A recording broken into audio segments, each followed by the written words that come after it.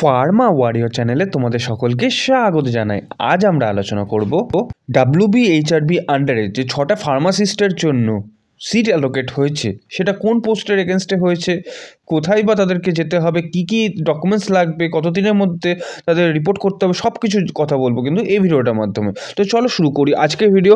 তো এই সেই নোটিফিকেশন, যেই নোটিফিকেশনের মাধ্যমে তোমরা দেখতে পাচ্ছ West Bengal health recommend board has recommend 6 number of the candidate in their list of the requirement for the post pharmacist grade 3 write the letter number এবং secretary and control of the examination West Bengal health recruitment board bearing number এখানে কিন্তু দেওয়া রয়েছে।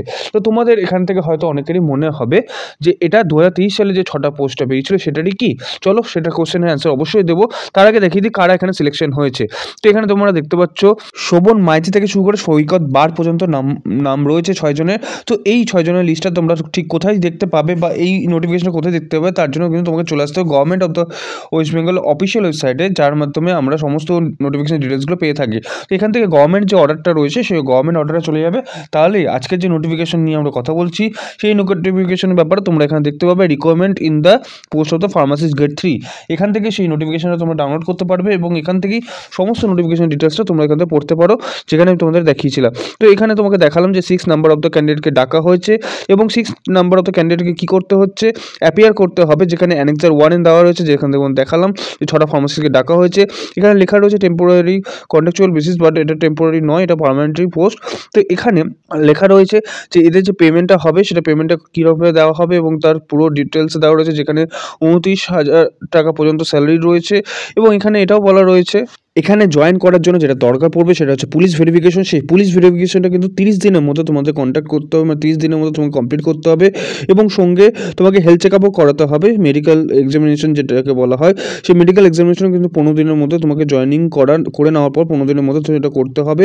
এবং এখানে আরও কিছু দেখতে পারো, যেখানে আন্ডারলাইন করে দেওয়া রয়েছে, যেখানে বলা হয়েছে they are also requested to verify all the related documents. মানে এখানে তোমার ডকুমেন্টসগুলো যতগুলো রয়েছে, তোমার অরিজিনাল আইডেন্টি প্রুফ, অরিজিনাল যেগুলো বি ফার্মা ডি ফার্মা যেগুলোতে তুমি জয়েন করেছো, যেগুলো দেখিয়ে জয়েন করেছো, সেগুলো সমস্ত কিন্তু তোমাকে ভেরিফাই করাতে হবে। সমস্ত কিছু ঠিকঠাক থাকলে তবে কিন্তু তোমাদের জয়েনিংটা হবে। এবং এখানে তোমাকে রেজিস্টার এ ক্যাটাগরি ফার্মাসিস্ট অবশ্যই হতে হবে, তাহলে তুমি এখানে জয়েন করতে পারছো। তো তোমরা এখানে বুঝে গেলে তোমাদের কী কী করতে হচ্ছে জয়েনিং করার জন্য, এবং জয়েনিং হয়ে গেলে তোমাকে কী করতে হবে সেটাও আমি বলবো। তো তার আগে কিছু ইনফরমেশন এখানে দেওয়া রয়েছে, সেগুলোর সম্বন্ধে একটু আলোচনা করে নিই। যেখানে তোমাকে বলা হয়েছে তোমাকে কিন্তু ওয়েস্ট বেঙ্গলের যে কোনো হেলথ রিকোয়ারমেন্টের সেকশন তোমাকে ফেলতে পারে, যেখানে তোমাকে পাবলিক রিলেটেড হেলথ রিলেটেড কাজ থাকবে সেখানে কিন্তু পাঠাতে পারে, সেটা কিন্তু এখানে পরিষ্কার মেনশন করা রয়েছে।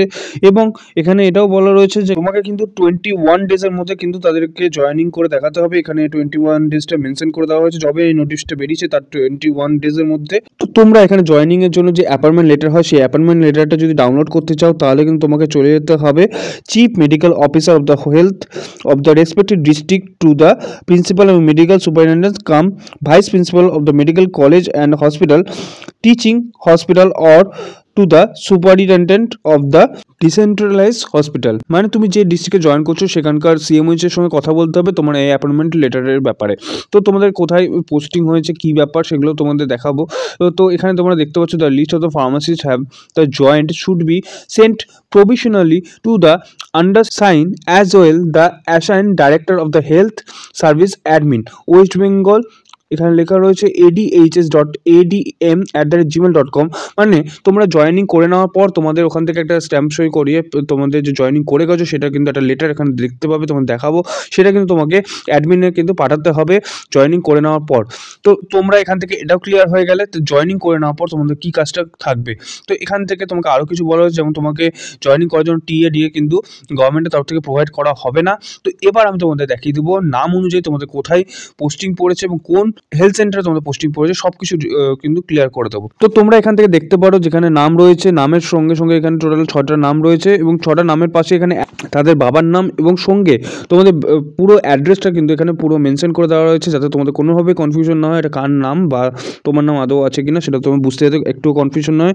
তার সঙ্গে সঙ্গে তোমাকে এটাও দেখিয়ে দেবো তোমাদের ডেট অফ বার্থও এখানে মেনশন করা রয়েছে, জেন্ডারও তোমাদের দেওয়া রয়েছে এবং তার পাশেই তোমরা দেখতে পারো তোমাদের কাস্টের ডিটেলস, তোমরা কোন কাস্টে সিলেক্ট হয়েছো এবং তোমাদের কোথায় পড়েছে, মানে এখানে তোমরা দেখতে পাচ্ছ কারো পড়েছে মুর্শিদাবাদে, কারো পড়েছে মালদাতে, কারো পড়েছে জলপাইগুড়িতে, কারো পড়েছে আলিপুরদুয়ারে। তো এখানে শুধু ডিস্ট্রিক্টই নয়, এখানে কোন সেন্টারে পড়েছে সেটাও কিন্তু মেনশন করা রয়েছে। যেমন এখানে তোমরা দেখতে পারো কারো পড়েছে সাগরদিঘি হেলথ সেন্টারে, কারো পড়েছে হচ্ছে গাজল হেলথ সেন্টারে, কারো আবার পড়েছে গড়াইমারি হেলথ সেন্টারে পিএসসির আন্ডারে। তো এখানে তোমাদের যে সেন্টারগুলো পড়েছে কাদের কোন ডিস্ট্রিক্টে কোন জায়গাতে পড়েছে সেগুলো তোমরা এখান থেকে দেখতে পারো। তো তোমাদের কিন্তু এখানে গিয়ে তোমাদের সমস্ত ডকুমেন্টসগুলো ভেরিফাই করাতে হবে। তোমাদের পুলিশের তোমাদের লোকাল থেকে তুমি যেখানে বসবাস করছো সেখান থেকে পুলিশ সার্টিফিকেটটা নিয়ে যেতে হবে, ভেরিফিকেশন সার্টিফিকেট দিয়ে কিন্তু তোমাদের সব কিছু নিয়ে এখানে জয়েনিং করতে যেতে হবে।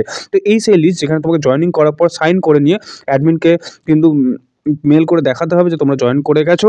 এবং তারপরের যে অ্যানেক্স যেটা রয়েছে সেখানে কিন্তু পুলিশ ভেরিফিকেশনের পুরো ফর্মটা দেওয়া রয়েছে। এই ফর্মটা কিন্তু তোমাকে ফিল আপ করে সেই ভেরিফিকেশনে যেতে হবে। তো এবার তোমার মনে যে কোশ্চেনটা আসছে যে 2023 সালে যে 6টা পোস্টটা বেরিয়েছিল সেটাই কি এই 6টা ক্যান্ডিডেট, এই 6টা ক্যান্ডিডেটই কি তাহলে 2023 পোস্টে সিলেক্ট হলো উইদাউট কোনো রকম ইন্টারভিউ ছাড়াই? তাহলে তোমাদের জন্য এই কোশ্চেনের অ্যান্সারের হিসাবে তোমাদের জানিয়ে রাখতে চাই, তোমাদের এটা কিন্তু সেই 2023 যে 6টা পোস্ট বেরিয়েছিল সেটার এগেনস্টে কিন্তু এদের চাকরিটা হয়নি, এদের চাকরিটা হয়েছে 2019 সালে। তো চলো সেটার জন্য তোমাদের কিন্তু ডাইরেক্টলি চলে আসতে হবে ওয়েস্ট বেঙ্গল হেলথ রিক্রুটমেন্ট বোর্ডের অফিসিয়াল ওয়েবসাইটে, যেটা কিন্তু বর্তমানে চেঞ্জ হয়ে গেছে।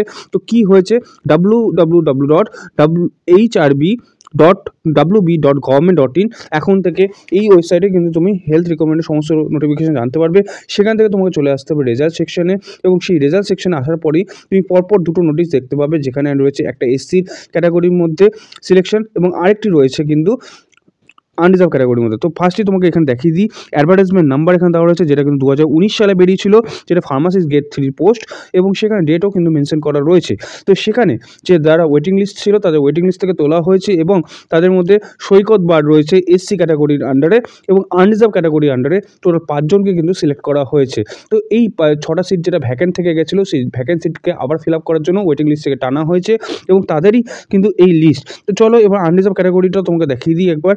এখান থেকে তুমি আনরিজার্ভ ক্যাটাগরি প্যানেল থেকেও তুমি দেখে নিতে পারো, এবং এখানেও তুমি দেখতে পাবে অ্যাডভার্টাইজমেন্ট নাম্বারটা সুন্দর করে মেনশন করা রয়েছে এবং ডেটটাও কিন্তু দেওয়া রয়েছে। তো সকলেই কিন্তু 2019 সালে যে পোস্টটা বেরিয়েছিল ফার্মাসিস্টের, সেখানে কিছু ভ্যাকেন্ট পোস্ট থেকে গেছিলো, সেখান থেকেই কিন্তু ওয়েটিং লিস্ট থেকে এখান থেকে কিন্তু টানা হয়েছে। তো এখানে কত মার্কস চলছে বর্তমানে, কত মার্কস অবধি ডাকা হলো সেটাও তুমি দেখতে পারো। তো তোমার এরপরে চান্স রয়েছে কি নেই সেটাও, যারা যারা 2019 সালে অ্যাপ্লাই করেছে তাদের চান্স রয়েছে কি নেই সেটাও কিন্তু তুমি এখান থেকে একটা আন্দাজ করতে পারবে। তো আশা করি আজকে আমি তোমাদের সামনে সকল ইনফরমেশনটা পৌঁছে দিতে পেরেছি, তোমাদের মনে যা কিছু কোয়ারি ছিল সেগুলো রিজলভ করতে পেরেছি। এরপরও যদি তোমার মনে কোনো রকম কোশ্চেন থাকে অবশ্যই তুমি কমেন্ট বক্সে কমেন্ট করতে পারো, তোমাদের কমেন্টে কিন্তু অবশ্যই রিপ্লাই দেওয়া হবে।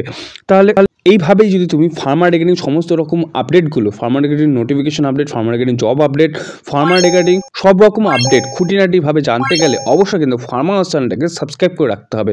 সঙ্গে তোমরা আমাদের হোয়াটসঅ্যাপ গ্রুপ অথবা টেলিগ্রাম গ্রুপও জয়েন করে নিতে পারো, এই যে নোটিফিকেশনগুলো নিয়ে তোমাদের সঙ্গে কথা বলছি সেগুলোকে ডাইরেক্টলি অ্যাভেল করার জন্য।